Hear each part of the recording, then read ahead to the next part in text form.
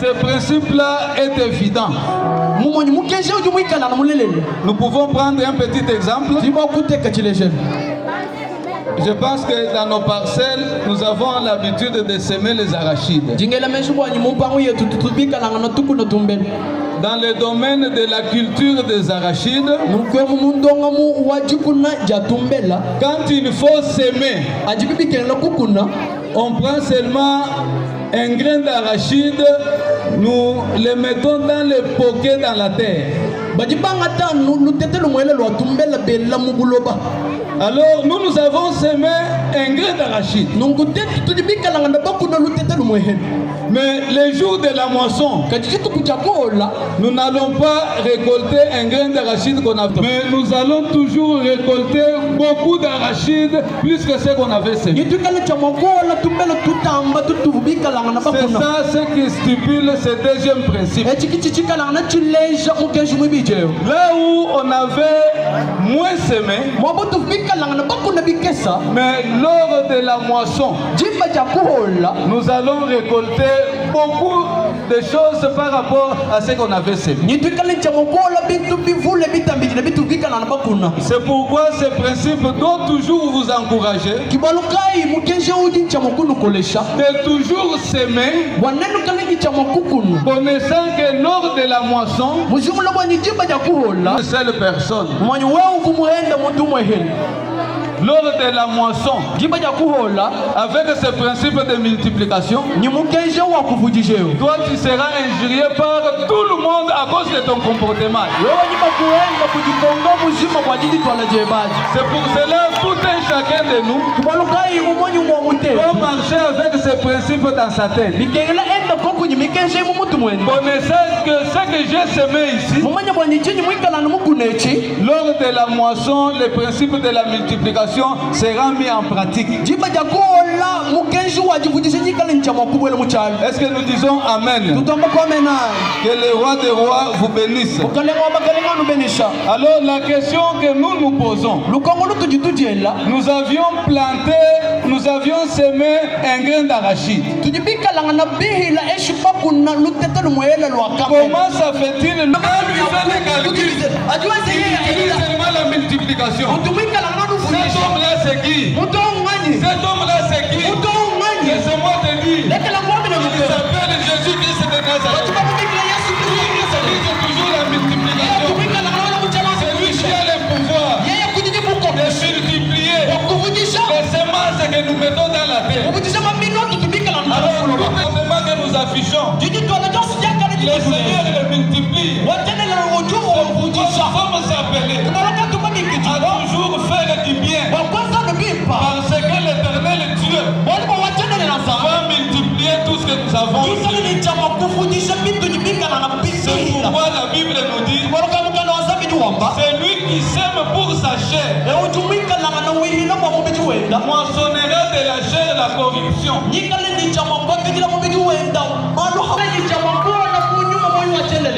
tu as fait confiance en Jésus, laisse-moi te dire que tu as déjà la vie éternelle. La vie éternelle, on ne l'attend pas au ciel. La vie éternelle commence sur la terre. C'est pour cela, toi qui n'as pas encore accepté le Seigneur, une bonne décision. Parce que toutes les choses qui nous arrivent, visibles ou invisibles, il n'y a que l'Éternel Dieu qui en est l'auteur. C'est pourquoi nous sommes dans l'obligation de l'aimer. Nous sommes dans l'obligation de l'adorer. Est-ce que nous disons Amen? Amen. Acclame le roi des rois. Acclame le maître des temps et des circonstances. Comme je vous ai dit, je ne vous prendrai pas beaucoup de temps. Je touche les derniers principes. C'est sur ce principe-là que nous allons essayer un peu de tarder.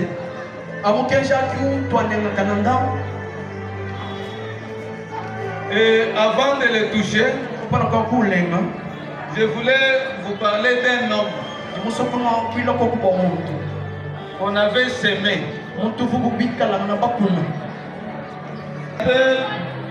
D'une manière miraculeuse.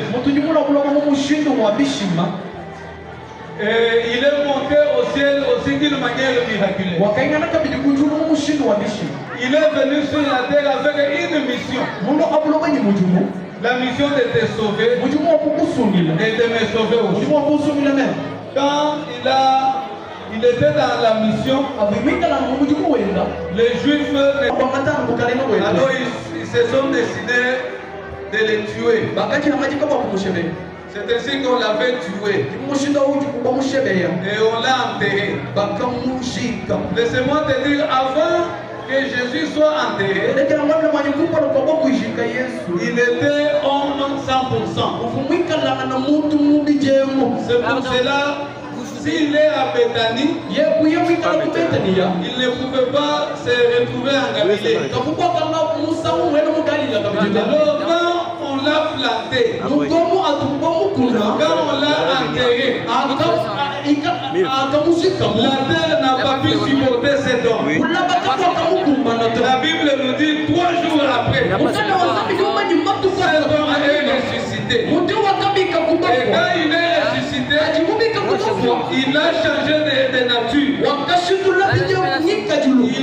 Il avait la nature spirituelle. L'homme qu'on pouvait localiser seulement à un seul endroit.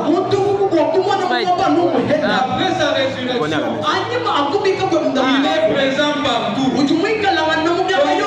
Pendant que je vous parle ici, Dieu est partout. Tu peux l'invoquer dans ta maison. Tu peux l'invoquer partout où tu seras.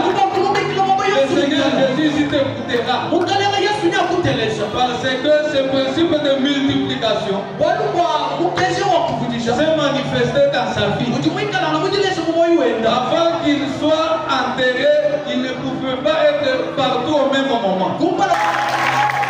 Et pour terminer, nous parlons du principe des temps.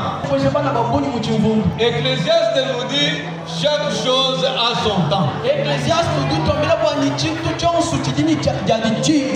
Selon Dieu, il a déjà proclamé des choses. Il ne les fait pas en désordre. L'Éternel Dieu fait chaque chose à son temps. Je vous demande, vous mes élèves, d'attendre votre temps. Il ne faut pas vous précipiter. Toutes les choses pour lesquelles vous vous précipitez là, il y a un temps que l'Éternel Dieu a déjà pour que ces choses-là se réalisent. Et si vous faites ces choses-là en dehors du temps, je vous donne un petit exemple. Pour commencer l'école primaire, il faut avoir